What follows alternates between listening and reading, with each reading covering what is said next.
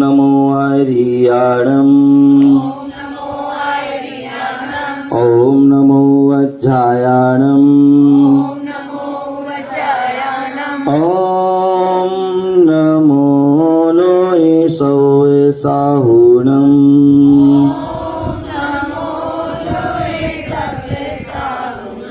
गणे जनानन्दकरे धरान्ते विद्धस्य कोऽपि विस्मेकचित्ते योदादिसाङ्गं स्वतमादिदेशे श्रेयांसि मानोमि जिनं तमीशम् श्रियादिसागर सूर्यप्रधानं विद्याप्रधानं महावीरकीर्तिं वात्सल्यमूर्ति गुरुविमल सिंधु महातपस्वी सन्मतिं नमामि महाज्ञानी गुरुविराग नमामि। अनंतानंद सिद्ध परमेष्टि भगवान की, अनंतानंद सिद्ध परमेष्टि भगवान की, मुनि श्री विशोक सागर की जय हो। पंखा बंद करो। बोले आदि प्रभु आदि ब्रह्मा आदिनाथ भगवान की, चंदा प्रभु भगवान की, शांतिनाथ भगवान की, चिंतामणि पारसनाथ भगवान की, शासन नायक भगवान महावीर स्वामी की, श्रेयांसनाथ भगवान की, परम पूज आचार्य भगवान अकंपनाचार्य महाराज की, परम पूज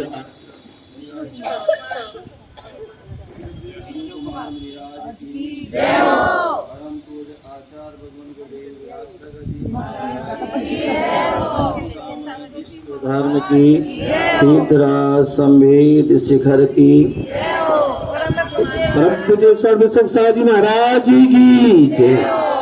प्यारे बंधु, आज का पावन दिन श्रावण शुक्ला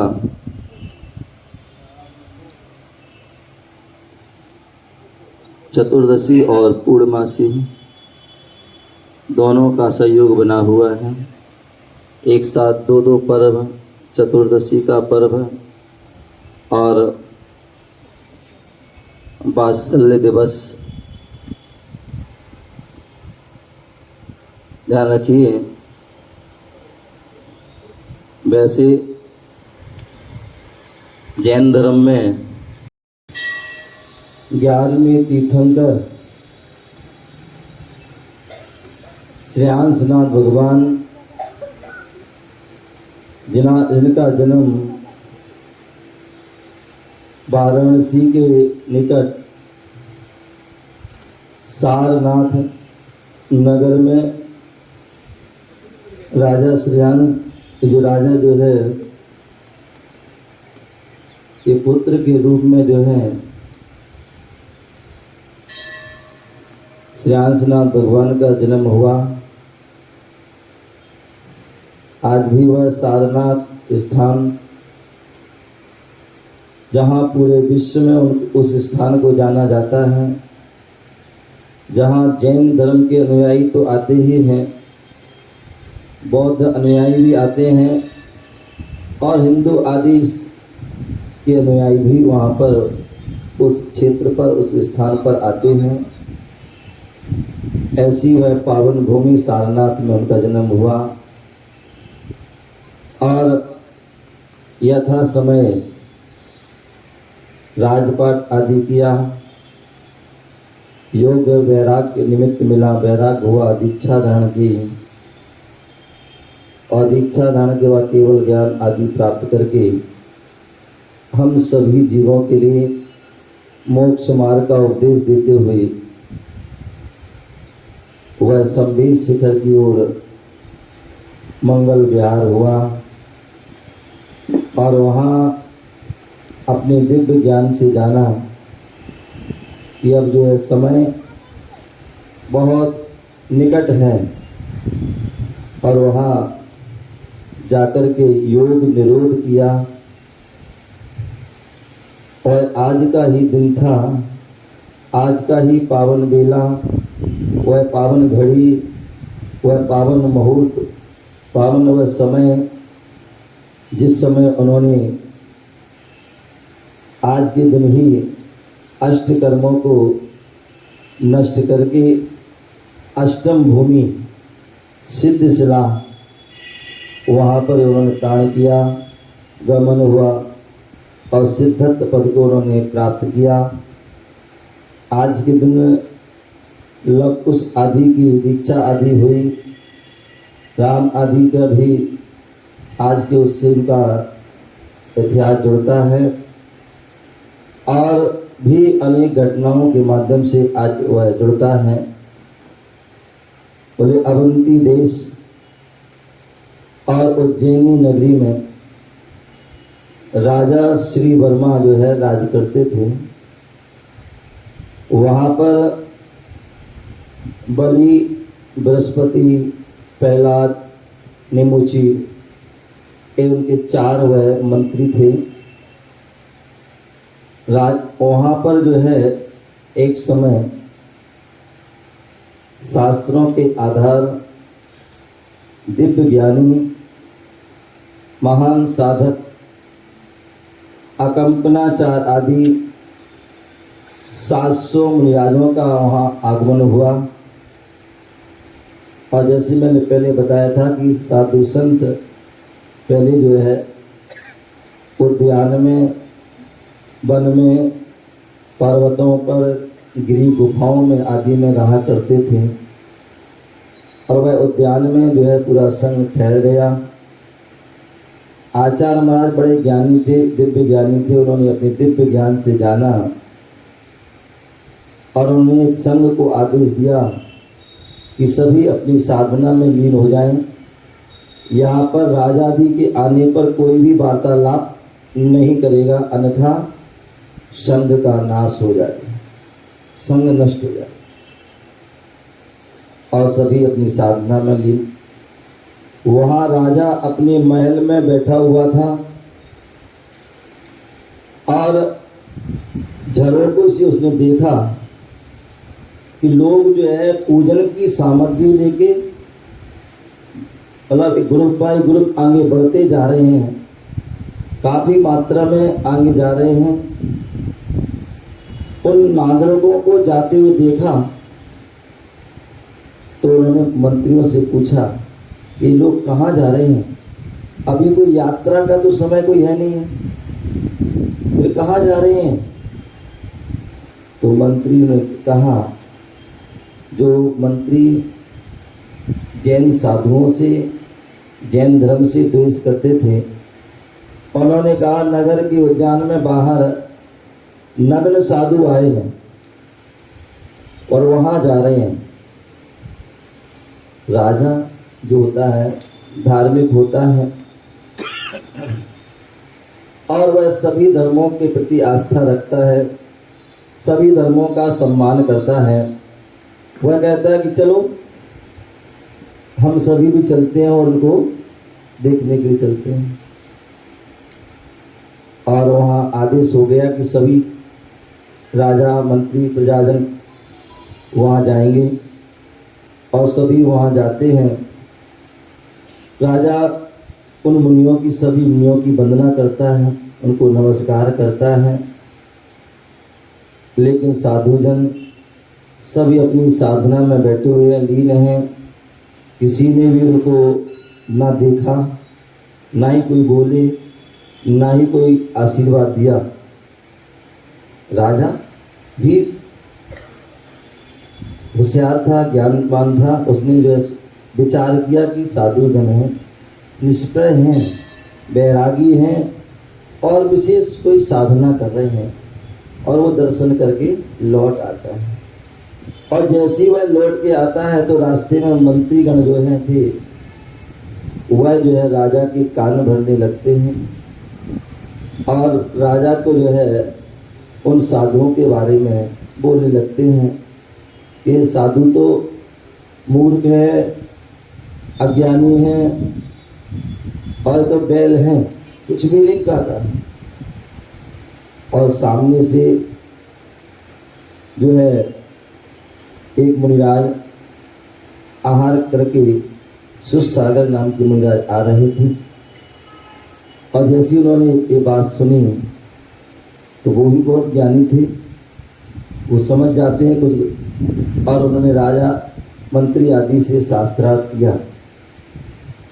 और शास्त्रार्थ में जो है वह जो मंत्री कह रहे थे कि ये जो साधु हैं, अज्ञानी हैं, मूर्ख हैं, उन मंत्रियों को चारों को हरा दिया और वो लज्जित होकर उनको जाना पड़ा।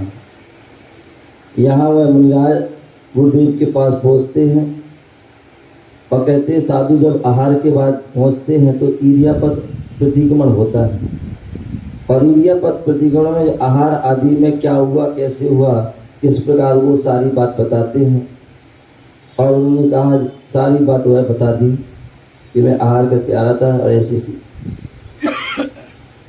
उन्होंने कहा कि तुमने जो है एक गलत कर दिया, इससे जो है पूरे संघ पर उपसर्ग होगा, तुमने सारे संघ को मरवा दिया।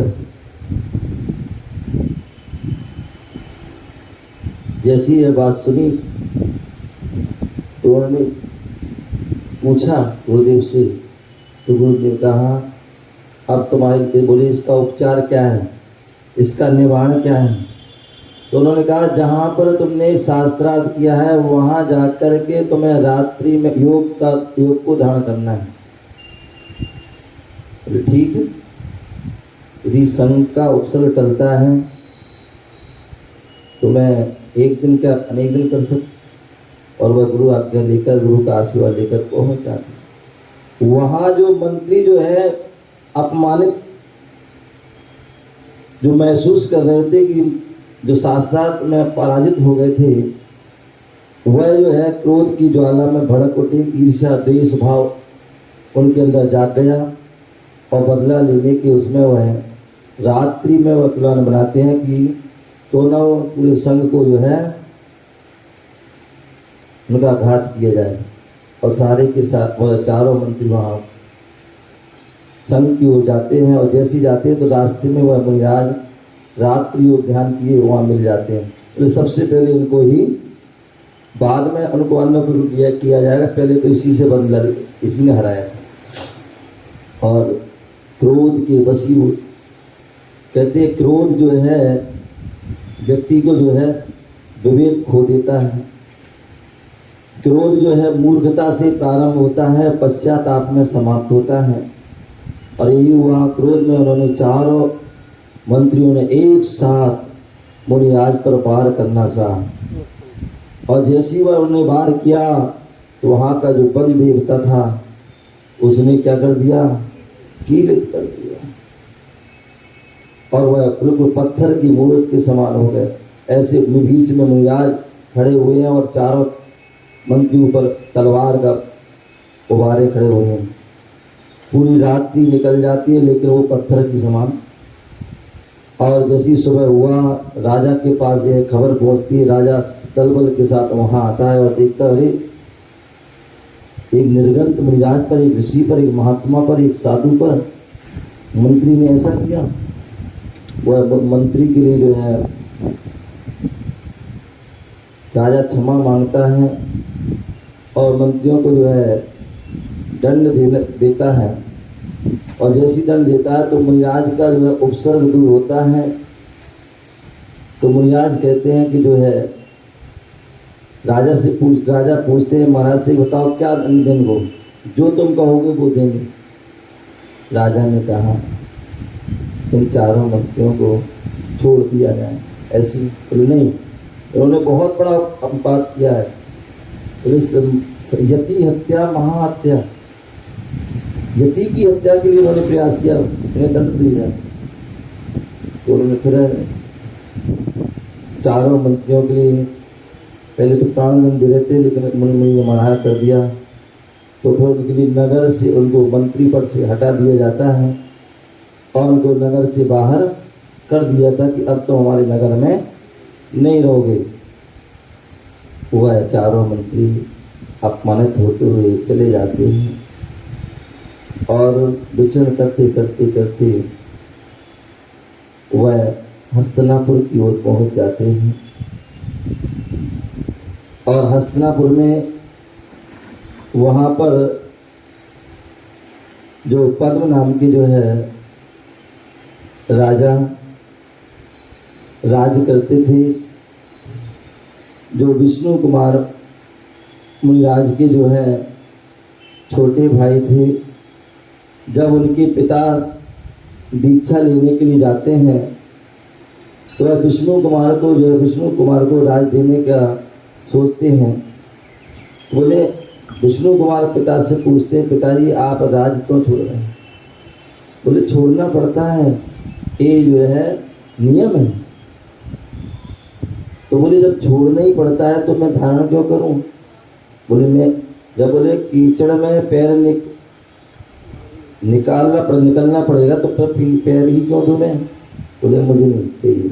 और वो पिता के साथ वैराग धारण करते हैं। तो तब उनके लिए छोटे भाई को राज दे दिया जाता है। अब वो राज छोटा भाई था, वह इतना सक्षम नहीं था, और यही कारण कि वहाँ के पड़ोसी राजा जो उस पर हर बार जो है चढ़ाई कर देता, उसे परेशान करता।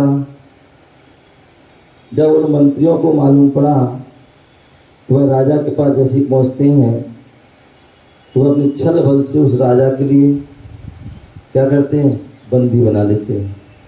और जैसे ही बंदी बनाते हैं तो वह राजा जो पद्म थे वह उनसे कहते, बताओ तुम्हें क्या चाहिए? तुमने हमारे बहुत बड़ा उपकार किया है, जो तुम मांगोगे वो देंगे। बोले राजन अभी मुझे कुछ नहीं चाहिए, बस आपकी शरण चाहिए, बाकी जब आवश्यकता होगी मांग लेंगे। ठीक है, उनको वह मंत्री आदि पद दे दिया जाता है और वह अपने राजपाट को देखने लगते हैं। कालांतर में वही 700 मुनियों का संग वह हस्तिनापुर की ओर आता है। और जैसे हस्तिनापुर के लिए आता है उन मंत्रियों को मालूम पड़ता है तो वह राजा के पास पहुंच जाते हैं और कहते हैं, राजन आपको याद है मैंने आपकी सहायता की थी, तब आपने कहा था कि जो मांगना है मांग लो, आपके लिए वरदान दे रहे हैं। उस समय मैंने कहा था कि जब मुझे जरूरत होगी जब ले लेंगे। बोले हाँ पता है मुझे। बोले बताओ क्या चाहिए? तो बोले हाँ देंगे। बोले ठीक है, तो मुझे जो है 7 दिन के लिए जो अपना राज चाहिए, 7 दिन के लिए तुम्हारा राज चाहिए।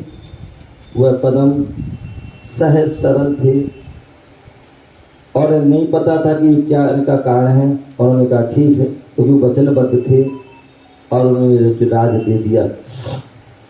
जैसे ही राज दे दिया, अब उन्होंने जो है अपना तांडव करना प्रारंभ कर दिया। चारों मंत्रियों ने जैसे वह मुनिराज उद्यान में ठहरे हुए थे, उन्होंने उन मुनिराज के चारों ओर जो है बाड़ी आदि बनाकर अनेक प्रकार की गंदगी आदि लगवा करके लकड़ी आदि और वहाँ पर अग्नि लगवा दी।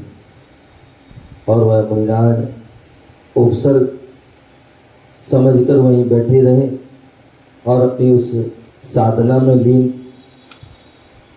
वहीं जो है हस्तिनापुर के पास ही एक जो है धरणीधर आदि पर्वत था। वहाँ पर सुध सागर चंद्र मुनि महामुनिराज अपनी संघ के साथ साधना कर रहे थे और उनके पास पूरा संघ विराजमान था, चुल्लगी आदि विराजमान थे। रात्रि का समय, श्रवण नक्षत्र, और श्रवण नक्षत्र जो है ऊपर आकाश में जो है क्या हुआ, कंपित होते हुए दिखा। और जैसे ही श्रवण नक्षत्र कंपित होते हुए दिखा तो अभी विशेष ज्ञान के धारी थे और उन्होंने ज्ञान से जाना कि निश्चित ही किसी साधक के ऊपर उपसर्ग हो रहा है। जब अपने ज्ञान लगाया तो उन्हें मालूम पड़ा कि हस्तिनापुर में 700 मुनियों पर घोर उपसर्ग हो रहा है और उनके मुख से आहा निकल गया। पास में बैठे हुए चुल्लक ने जैसी आहा की आवाज आई तो बोले गुरुदेव क्या हुआ? कोई परेशानी, कोई कष्ट, कोई पीड़ा, रात्रि के समय आप जो है मुख से आप आहा निकला, क्या बात है? तब उन्होंने कहा कि तुम्हारे लिए जो है पास में ही एक पर्वत है जहाँ पर विष्णु कुमार महामुनिराज साधना कर रहे हैं और जिन्हें विक्रिया रिद्धि प्राप्त हो गई है। विक्रिया रिद्धि आप सभी ने पता है, बोले 64 रिद्धियाँ होती हैं। उन 64 रिद्धियों में एक विक्रिया रिद्धि होती है। एक वैक्रिक शरीर होता है, एक विक्रिया रिद्धि होती है। वैक्रिक शरीर जो होता है वह देव और नारकियों को होता है। विक्रिया रिद्धि आदि जो है वह रिद्धिधारी मुनिराजों के लिए या विशेष महापुरुषों के लिए होती है। और वह विष्णु कुमार मुनिराज को विशेष साधना से वह विक्रिया दिया। और विक्रिया रिद्धि का मतलब है कि वह उस विक्रिया के प्रभाव से वह एक अनेक शरीर बना सकते हैं, छोटा से छोटा शरीर बना सकते हैं और बड़ा से बड़ा शरीर भी बना सकते हैं। तो वह सुखसागर चंद्र मुनिराज ने चुल्लक से कहा कि जाओ, तुम्हें विष्णु कुमार मुनिराज के पास जाना है और उन्हें बताना है कि जो है वहाँ हस्तिनापुर में 700 मुनियों का अवसर हो रहा है और तुम्हें उस अवसर को दूर करना है। तुम्हारे लिए विक्रिया रिद्धि प्राप्त है। गुरुदेव की आज्ञा प्राप्त कर वह चुल्लक, और चुल्लक जो है विद्याधर होते हैं, विद्याधर होते हैं और विद्या के प्रभाव से वो कहीं भी जा सकते हैं। जैसे आज हम देखते हैं कई चुल्लक भी है, गाड़ी आदि के माध्यम से कहीं भी जा सकते हैं गुरु आज्ञा आदि से। तो वैसे ही जो है वह भी गुरु आज्ञा से, वह विद्या के प्रभाव से वह वहाँ क्षण भर में उनके पास पहुँच जाते हैं और मुनिराज की वंदन कर उनको प्रणाम नमस्कार करके कहते हैं, गुरुदेव आपको आपके पास मेरे गुरुदेव ने भेजा है और हस्तिनापुर में 700 मुनियों पर घोर अकंपनाचार मुनिराज पर घोर उपसर्ग हो रहा है, जहाँ तुम्हारे ग्रस्त अवस्था के भाई राजा हैं और आपको उस उपसर्ग को दूर करना है और आपके अंदर जो है वह विक्रिया रिद्धि है। बोले मुझे विक्रिया रिद्धि? हाँ, हमारे गुरु ने कहा है और हमारे गुरु कभी झूठ नहीं बोलते। बोले नहीं हो नहीं सकता। बोले है? बोले अच्छा। उन्होंने कहा नहीं हो तो आप पता कर लें। उन्होंने जैसे ही हाथ फैलाया तो हाथ फैलता गया, बहुत दूर तक चला गया। तब वह तुरंत वह धर्म की रक्षा, साधु की रक्षा, एक नहीं 700 मुनियालों पर जहाँ घोर उपसर्ग हुए। आचार्य समंतभद्र स्वामी कहते हैं, ना धर्मो धार्मिक के बिना। यदि धर्म है तो धर्मात्मा है, धर्मात्मा है तो धर्म है। और एक कारण कि विष्णु कुमार ने एक क्षण भी नहीं सोचा और तुरंत वह वहाँ पहुँच जाते हैं हस्तिनापुर। और सबसे पहले अपने जो उनके भाई थे उनके पास पहुँचते हैं और उनको डांटते फटकारते हैं कि बताओ तुम्हारे होते हुए तुम ऐसा हो रहा है, ऐसा कर रहे हो। बोले मैं नहीं कर रहा हूँ। बोले फिर कौन कर रहा है? बोले उन्हें सारी बात उन्होंने बता दी। बोले मैं वचनबद्ध हूँ, मैं कुछ भी नहीं कर सकता हूँ। यदि मैं कुछ करता हूँ तो मेरा वचन जाता है और नहीं करता हूँ तो मैं तो बड़ा दुविधा में हूँ, संकट में। बोले तुम दुविधा में हो, तुम वचनबद्ध हो, मैं वचनबद्ध नहीं। और वह उन मंत्रियों के पास पहुंच जाते हैं जहां वो यज्ञ आदि कर रहे थे। और वह दो शास्त्रों में उल्लेख मिलता है। एक तो वह उल्लेख मिलता है कि वो मुनि अवस्था में ही गए और दूसरा उल्लेख मिलता है कि वो उन्होंने ब्राह्मण का भेष धारण किया और 52 अंगुल के ब्राह्मण का बनाया और उस अवस्था में वहाँ गए। और उन्होंने जो है कहते हैं वैष्णव परंपरा में कि कोई यज्ञ आदि हो रहा हो और कोई 52 अंगुल का ब्राह्मण कोई आ जाए, छोटा ब्राह्मण आ जाए तो उसकी दक्षिणा देते हैं, जो मूलमांगा देते हैं। तो जैसे ही वह पहुँचते हैं तो वह वीर मंत्री या जो राजा बने हुए थे वो कहते बताओ तुम बड़े मौके पे आए हो, यहाँ पर यज्ञ हो रहा है और तुम्हारी दक्षिणा दूंगा, क्या चाहिए बताओ। बोले तुम नहीं दे पाओगे। बोले नहीं दूंगा, बताओ क्या चाहिए तुम्हारे लिए। बोले देना चाहते? बोले हाँ। बोले ठीक है, मुझे ज़्यादा कुछ नहीं चाहिए, बोले बताओ कितना चाहिए, क्या चाहिए? बोले बस ज़्यादा नहीं, 3 पग जमीन चाहिए। बोले भाई 3 पग? बोले हे ब्राह्मण, जितना तेरा तू छोटा है उतनी तेरी बुद्धि भी छोटी है। अरे तुझे आज मांगने मिला था, चाहता तो कुछ भी मांग सकता, लेकिन 3 पग मांग, कितने से तेरे पग है? बोले तुम्हें देना हो दो, नहीं देना नहीं दो, बताओ देना नहीं देना? 3 पग दो। बोले दोगे? बोले हाँ। बोले तिलांजलि दो, जल की तिलांजलि दी। बोले नाप लो। बोले ठीक है। एक जो उन्होंने जो है पैर रखा सुमीर ऊपर, दूसरा जो है मानुष उत्तर पर बोला, तीसरा बोले कहाँ रखूं बता, तेरी किस पे रखूं बता? क्या बता? बोले क्षमा करो, क्षमा करो। बोले क्षमा करो? तुम्हें क्षमा करो? इतने 700 मुनियों पर तो अवसर कर रहे हो। बोले नहीं क्षमा करो, बोले मैं कुछ नहीं करूँ।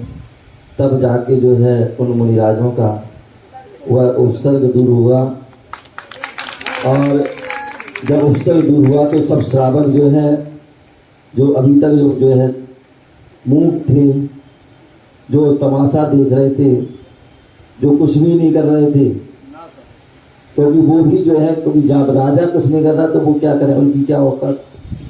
तब जाके जो है वहाँ मुनिराज ने जो है, विष्णु भगवान ने सारे जो है श्रावकों को डांटा कि तुम्हारे लिए इतने सारे होकर के भी तुम जो है साधुओं की रक्षा नहीं कर पाए हैं। तुम्हारा कर्तव्य है। बोले साधु और श्रावक एक जो है रथ के 2 पहिए हैं। धर्म का रथ जो है, उस धर्म के रथ में क्या है, 2 पहिए, एक साधु का एक श्रावक का। यदि एक पहिया भी यदि खराब हो जाता है, एक पहिया भी खराब हो जाता है तो वह रथ नहीं चल सकता है। बोले साधु श्रावक की रक्षा करते हैं, और श्रावक को साधु की जो है ध्यान रखना चाहिए। पर जो है उस दिन जो है उन श्रावकों को संबोधन किया और उनको रक्षा का संकल्प बांधा, रक्षा के संकल्प में बांधा कि आज से संकल्प लो, और तुम लोग भी ले लेना। क्या आज से तुम लोग भी संकल्प कर लेना? वैसे तो होगा शायद, नहीं हो तो कर लेना कि आज से कोई भी जो है हमारे साधुओं पर, किसी धर्म पर किसी प्रकार का भी उपसर्ग आता है, किसी प्रकार की परेशानी आती है, तो जो है हम जो है पूर्ण रूप से अपने जो है भले प्राण चले जाएं, लेकिन धर्म और धर्मात्माओं की हमेशा जो है रक्षा करेंगे। उनकी धर्म और धर्मात्मा की हर जो है व्यवस्थाओं में अपने प्राणपन से जो है हम उसमें सहयोग करेंगे। इस प्रकार से आज जो है आप लोग भी संकल्प कर लो। क्या कर लो? दोनों हाथ ऊपर उठा लो। और जब भी हमारे नगर में कोई भी साधु संत आए, क्या कोई भी साधु, आज ध्यान रखिए, व्यक्ति जो है उपसर्ग तो नहीं करता है, ना ही उपसर्ग दूर करता है। तो ध्यान रखिए, हमें उपसर्ग तो नहीं करना है, लेकिन उपसर्ग को दूर करना है। और साधु हम कहते हैं प्रत्येक व्यक्ति को साधु बनना चाहिए, तभी कल्याण होगा। साधु बने साधु बने, साधु यदि नहीं बन सकते हैं कोई बात नहीं, लेकिन साधु साध्वी की सेवा जरूर कर लेना। क्या कर लेना? साधु संतों की जो है सेवा जरूर कर लेना, उनके आहार विहार आदि में जो है सहभागी बन जाना, और उनकी जब भी कोई ऐसी उपसर्ग आदि आए तो उसमें जो है सहभागी बन जाना। लेकिन ध्यान रखना, आज जो है एक श्रावकों में कुछ जो है क्या हो गया, कुछ जो है विकार आ गया, संतवाद का, पंथवाद का। ध्यान रखिए, ये संतवाद और पंथवाद, ये जो पूरी समाज में विकृतियाँ फैल रही हैं, इनको छोड़ देना चाहिए। छोटी सी हमारी समाज है और साधु संत भी बहुत कम है, लेकिन हम जो है कब तक हम बढ़ते रहेंगे, और हम बढ़ते हैं और दूसरा व्यक्ति हमारा जो है फायदा उठाता है। क्या होता है? हमारा धर्म का ह्रास हो रहा है। जहाँ देखो जहाँ हमारे लिए जो है अनेक प्रकार के संकट आ रहे हैं, हमें उन संकटों से बचना है, परेशानियों से बचना है, तो हमें एक होना होगा। यदि कहते हैं उंगली अलग अलग होंगी तो कोई भी मोड़ देगा, समझ गया ना। और यदि मुट्ठी होगी तो मुट्ठी की एक शक्ति होती है। तो आज ध्यान रखना, सभी लोग ये संकल्प करना कि जो है हम धर्म और धर्मात्मा की रक्षा करेंगे। जहाँ पर भी धर्मात्मा मिलेंगे, साधु संत मिलेंगे, किसी भी संत के किसी भी संग के हों, हमारे तो इतना ही प्रयोजन होना चाहिए कि पिछी कमंडल हाथ में होना चाहिए। क्या होना चाहिए?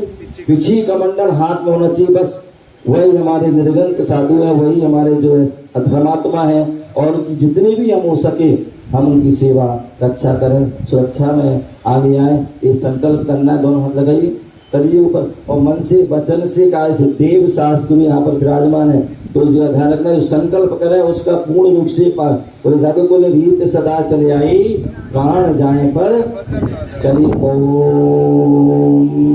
हाथ ऊपर कीजिए। ओम ओम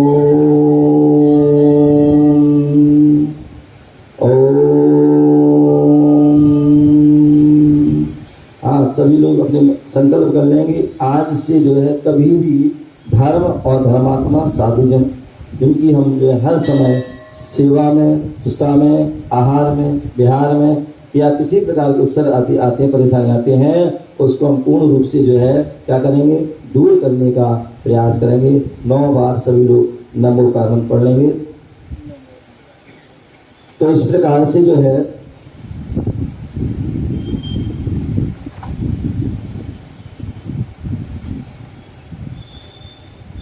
यहाँ पर जो है उन साधुओं का उपसर्ग हुआ। सभी श्रावकों ने बोले आज के दिन अपने घर घर जो है शुद्ध भोजन बनाया, और शुद्ध भोजन बनाया, साधुओं को जो है परघान किया, और साधु थे, बाकी सब यही चलाने, और कुछ लोग अंदर भी जा सकते। यही चलिए, बेटा उस पे सीढ़ी करो, बस सीढ़ी पे, हाँ सीढ़ी पे वहाँ प्रतिमा पे जाएगी यहीं पर। ओम ह्रीं श्रावण शुक्ला पुण्यम मोक्ष मंगल मंडल श्री हर्षनाथ गेंद्र संकल्प गुरु संदेश कैसे अनेक मुनियों के साथ मुझे इलाही मार्ग में पावते श्री हर्षनाथ भगवान की इतना संवेद शिखर की।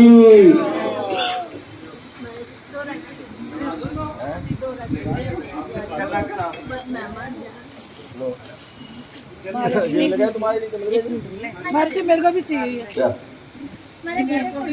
ये राखी और दे दो, राखी और दे दो।